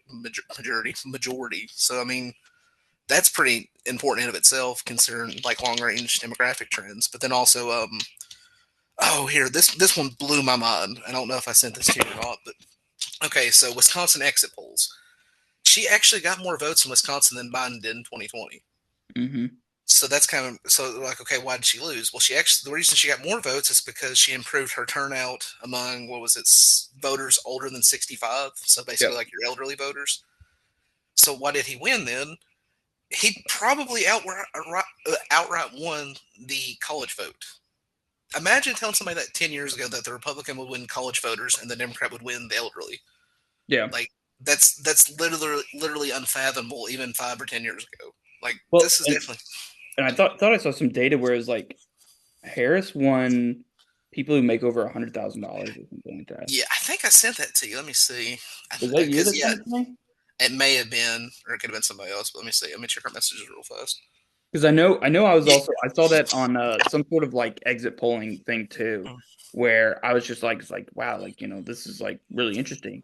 And it I mean, seemed it's like different. it was like almost across the board on every single demographic, every single statistic, whatever it was that I could see. It was like Harris lost by like 3% compared to Biden. Well, let me see if I can find that one chart real fast because since you brought that up. So I found it. So it was from Jeff Stein, who's a reporter for the Washington Post. So Harris lost despite major shift of affluent voters her way. So in 2020, Trump won voters that make over 100,000, 54, 52. Well, I mean, that seems kind of, I don't know how that 52 there. But in 2024, Harris wins those voters 54, 45. Yeah. So that's a huge shift in her favor among affluent voters. But then if you look at, say, people that make 50K to 100K, so that's your pretty average middle class, Biden won them 57-42 in 2020. Trump won them 49-47. Yeah. And then you look at voters that make under 50K, so pretty much your working class. Where's that? Biden got them 55-45. Trump got them 49-48. Yeah. So, I mean, this is definitely like Chuck Todd just kept making the point. It's like this was definitely like you just get all these data points. There's no other way to look at it other than this was a realignment. Like this has to have been a classic realignment election. So I don't know if I would say it's a realignment yet. I think you can't make a determination on a realignment until you see that next vote or that next election. Like in 2026, if like this holds, I'd say this might be a realignment. I just don't think I think it might be too early because I mean, there's a lot of things you could be like you could kind of point to with Kamala and be like, well, what about that? What about that? You know what I mean? And I'm not trying to say that just because I voted for or whatever it is. I'm saying that because like for all we know, like when Trump's not on the ballot in 2026, are Hispanics still going to show up? So it's like it's a realignment and maybe to the MAGA coalition, but maybe it's not a realignment into the Republican Party versus Democratic Party coalition. And that's a really good point because something people have brought up is, Trump has outperformed a lot of these Senate candidates. Like he won Pennsylvania by like what 2% is kind of the last estimate I saw, but like that Senate election's coming down the wire. Like it's pretty close. And then you kind of see this, like I think John Tester, what was it? Is it John Tester's the Democrat in Montana, or is that the Republican that was racing against him? I cannot remember off the top of my head. I think it's Tester's the Tester's. Democrat. Okay, so Tester was outperforming Harris by like 15% last I saw. Yeah. So I mean, like that is a valid point. Is this just Trump's personality, or is this like a durable shift? I mean, that's going to be something to watch for. Well, and I think it's also really interesting. And one thing I'd be kind of curious about, down the road is so wait, hold on. So this is 59-38. Let me see. I never really looked at the tester. Yeah, so he did a little bit better. One of the things that I always try to think about is, how much of this was Trump kind of being out for Trump? Like, hey, I'm going to make sure I win. I'm not going to worry about these down ballot races. And how much of it is, how much of it is him worrying about taking care of his people compared to, Democrats having better candidates, like which one of these factors are really kind of playing into this. And I think that's something that I'm going to kind of want to see down the road. It's just kind of, Yeah. okay, was it people just like Trump was like, hey, I'm making sure I'm winning, I'm making sure I'm doing my thing, like I'm talking to my voters, and then these Republicans were just kind of like, no, we're more of like these traditional Republicans, and we're going to kind of do what we've been doing for a while. So Yeah, and I think that's going to be the big thing. I think you're completely right. We do need to wait for more data, but I will say, at least as far as the Hispanic vote, I feel like that's more durable. And yeah, what was it? So like, I brought up how he won Starr County. So 2016 it was 80%, for Clinton. By 2020 it was 5% for Biden. So was that a Trump thing, or was that more durable? Because I mean, like a lot of the point I've made with this election with people is like you can really explain it by pretty basic in terms of the result. Like this was a pretty basic bread and butter election. Like inflation, I think me and you talked about that last night. Like if you look at this inflation statistics, if you use the older CPI methods, inflation was like 18% last year. I mean, people were hurting. I mean, that's tends to be a situation where the ruling party gets removed from office. right, So I mean, I think in a way you could, and then I think the other thing was like the FBI quietly admitted like a few weeks ago, like crime was actually up 5% in 2022. So I yeah, mean, if your real wages are down and crime's up, most of the time the ruling party gets kicked out. So I mean, I think in that sense you can say this was like a normal election, but like it's like I said, like you were seeing all these trends in like Hispanic areas kind of predate Biden getting elected. So is this something where they just somehow came to love Trump, or is this a durable shift? And like when some of the sociological data I've been looking at was like you go look it up, and now like a third of Hispanics are evangelicals. yeah, They pretty much assimilated into like the resident culture. I think as early as 2010, they're like the New York Times was doing articles about like, hey, we've noticed that like as Hispanics kind of assimilate, they tend to start like identifying as white. And then there was another thing I saw was like over the past decade, the group that did the best was like economically was Hispanic voters. Quite a lot of them are now middle, your average middle class, working class family. And like we went over that a second ago. Like that's pretty much your basic Trump voter now. So it's yeah, like they pretty much just assimilated. So I mean, in that regard, that may be an underlying trend. Like the situation in the last 4 years could have accelerated that. But I think that might be like a durable trend, at least going off the last 4 to 8 years of data. That now is like, these gains elsewhere. Is that durable? We'll see. But I definitely think, like, I just think you look at the data in Texas, you look at the data in Florida, because those are, I think are, what is it, like I think New Mexico is the most Hispanic state, but then like Texas and Florida and California are like the next like three. I'm not sure what exact order that is, but like you look at the data, it's just like I think that might be a durable trend, and it kind of goes back to what I was saying last night before we even had stuff in. I was just like looking at the data in Texas.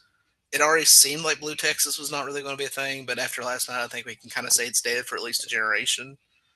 And it's like I don't know. I think that is something Democrats are going to have to wager. Kind of right. So let me throw one thing at that I think could be interesting. Okay. So, well, two things. One also, let me just kind of reiterate kind of a little bit of what you were saying about Missouri. So now I know you could maybe say, well, this is Missouri, but in Florida things were different. Mhm. So based The off of here, legalized sports betting. I don't want to say that's a progressive policy, but that's definitely something like I know younger men and things like that are really mhm, getting yeah, for.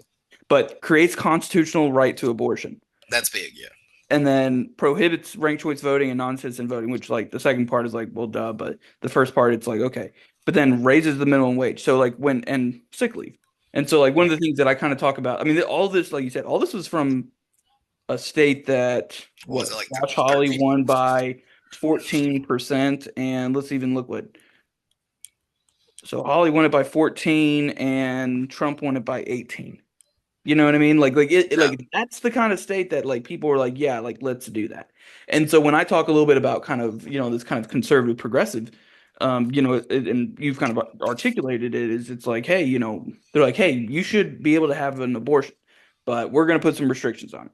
yeah, We want a higher minimum wage because we haven't done that, and then we want some of these other kind of sports betting things, and I would say are more kind of on this conservative side, but when you start talking about the abortion, you start talking about the minimum wage, and you start talking about some of those other policies, like I think I can't remember which state it was. There was maybe one or two I think did pass like a marijuana legislation.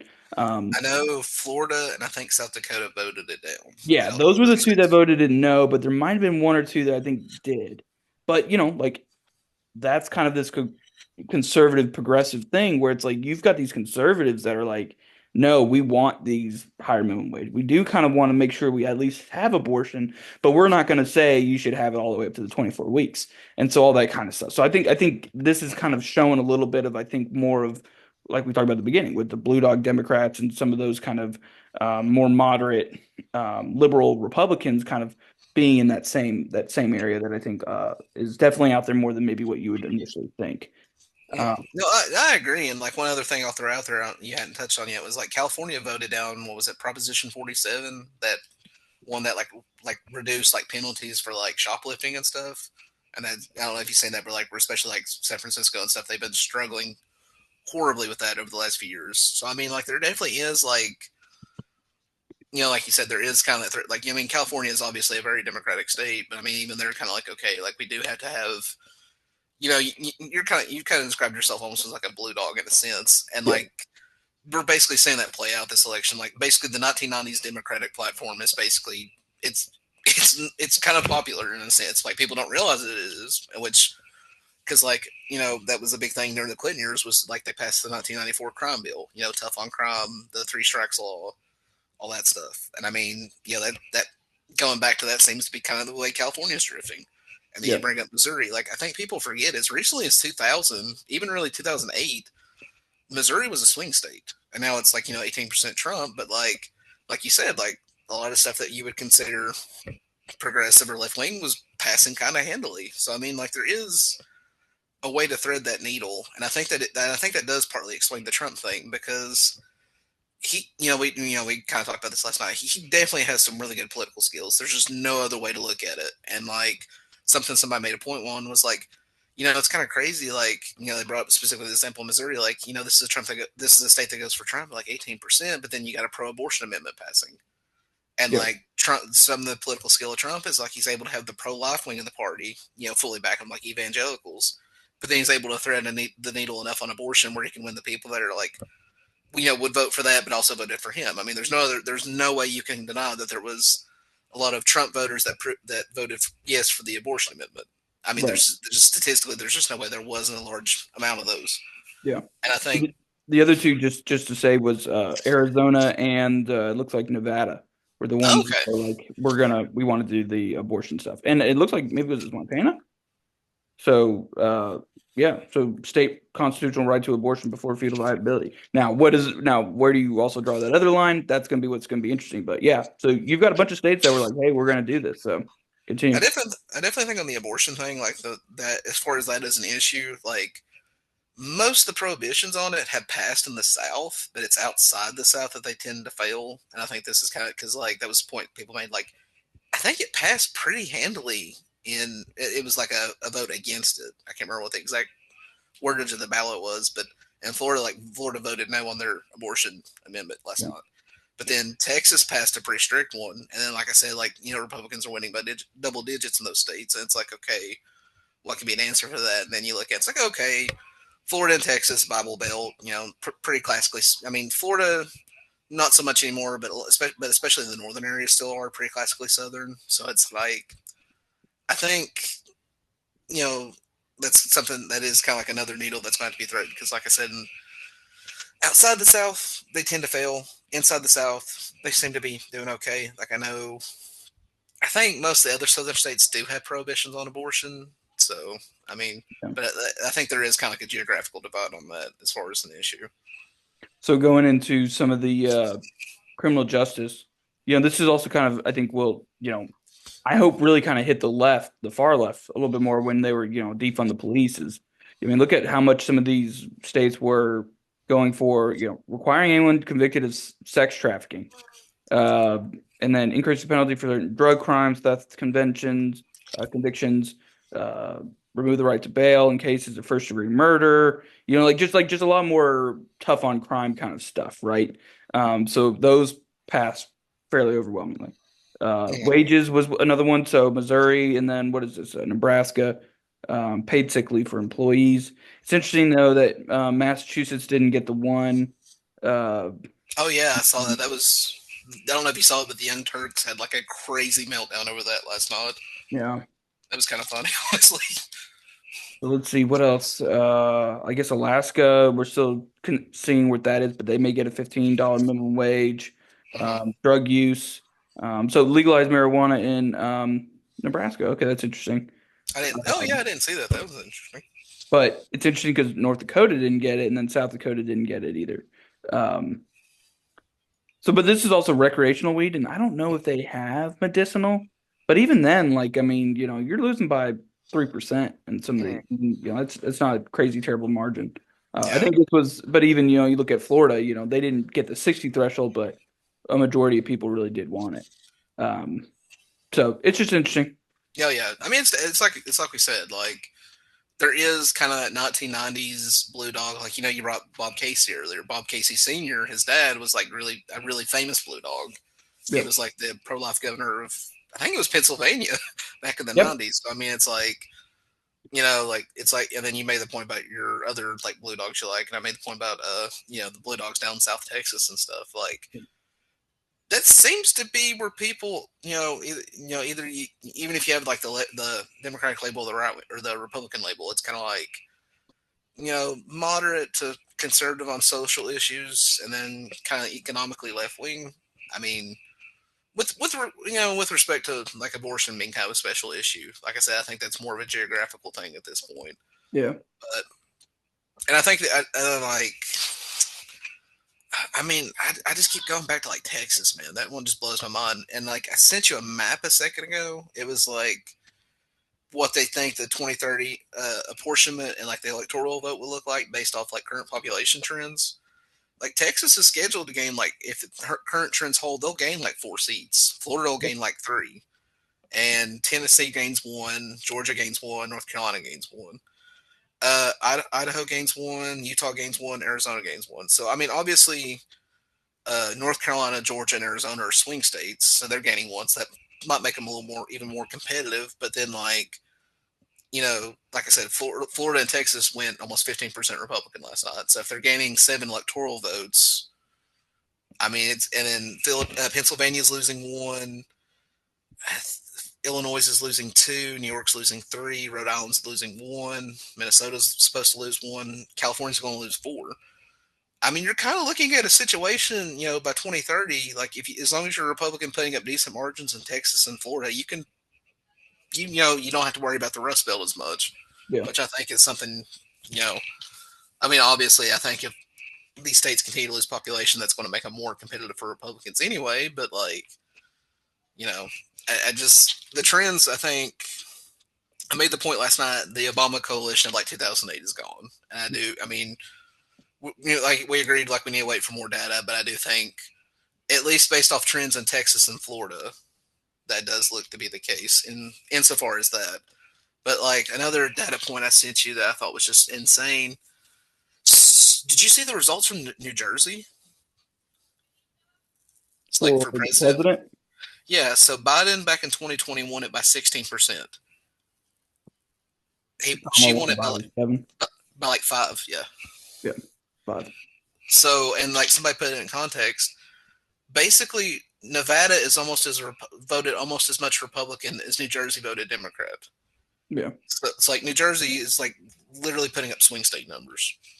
Well, so I mean, here's and this is what I kind of two last things I want to leave us with. One, and I'm curious, or let me kind of give the last little bit about the list. Yeah. So from the data that I had seen, is it was like urban centers were like didn't go like 10%, like they were down 10% from where they were in 2020 for Democrats. I think Fulton County, I think this was one. I mean, they just like I think I was telling Abby this. Oh shit. I was telling. Oh, I don't want the congressional district. I was telling Abby, I think I could be wrong, but I was like, I thought Harris won by like, like 80 or not Harris. Biden won by like 80%, 78, 79% in Fulton County. And I'm like, if she's over here winning by like 72%, I mean, that's like a 6, 7, 8 point drop, depending on where those numbers Yeah. are. And I'm like, that's not like great, And I think the other key part and is that they didn't pick up women like they thought they were. They actually shifted right by And like 3 points. well, and that's the thing. They I think they gained like 3 percentage points, but it's like they thought that these minorities just weren't going to vote, and it's just like no, that's not it. And I think it's interesting because maybe if they would have say got 7-8%, and then they had I think that maybe if they got 7-8%, they probably would be still at that kind of knife's edge number. But it was just like I mean, it was a bunch of things. It was the get out the vote. It was all that kind of stuff. And I made I actually made a prediction on my Twitter, but nobody follows me on Twitter, so that's fine. But I made this prediction, and I kept going back to it, and I think it's entirely true. It is basically said if Democrats lose the 2024 election, it won't be because they didn't do enough to win. They hit Trump, the Republicans, they have the organization, they have the money, they have the issues. Now it's all about turnout. And they didn't turn out. Now you could argue the issues with the election stuff or with the economy and stuff like that, but I was referencing it more on abortion, like really animating the voters that they want. And I think that's true. It's just like they didn't win in these urban centers. They didn't get those voters that they wanted, and they just didn't do it. And that's why I kind of want to ask you, what are the Democrats going to do? Like I mean, I'm kind of in the party, so to speak, right? Probably, I mean, probably once we move out of Atlanta, that's definitely going to change, just for the machines and stuff like that. But and even then, I say loosely Democratic Party because I'm definitely a contrarian and pessimist every time I'm in those meetings. But I don't really know where they kind of go from here. Like you're like it's like what do you do? Like I seriously think about that, and I'm like, Democrats are going to have to cleanse the whole organization, like the DNC. Like you need to get rid of everybody. You need to restructure it. You need to make it so you have to have primaries regardless of what happens. You've got to make it a little bit more fair, even Steven, all this other kind of stuff. And like they've got to really gut the whole thing and accept the loss on the cultural war issue. And I think they might have a shot. But I was maybe I can't remember if I messaged you this or I messaged somebody this. Who's going to be the one leading it? Like, That's a really who's going to be the one that's like, okay, I think like if Joe Manchin was there, and just so you know, Joe Manchin is one of my favorite people. mhm. Um, I think it but says a lot that Joe Manchin was able to win like West Virginia, which is yeah, like a 70% like presidential election Republican state. yeah, but I just think it's like Joe. You think like now? I think he would have lost this election 100%. But it's like, do you think Joe Manchin's not there anymore? Mhm. And Kristen Sinema, maybe some of these more independent, conservative Democrats, they're gone. Tester, he was the next closest one. He was gone. I think maybe it was Sherry Brown after that. Gone. It's like Mhm. there's no one in that moderate conservative category, centrist category, that's going to be able to be like, hey, no, you all need to kind of start buying into what I'm saying. And I'm like, Pelosi, Schumer, uh, Buttigieg, Newsom, like pick your poison of like who you think is like one of these top Democrats. I don't see any of them being like, okay, fine, we'll start doing this, or that. You know what I mean? So I just don't know what they're going to do.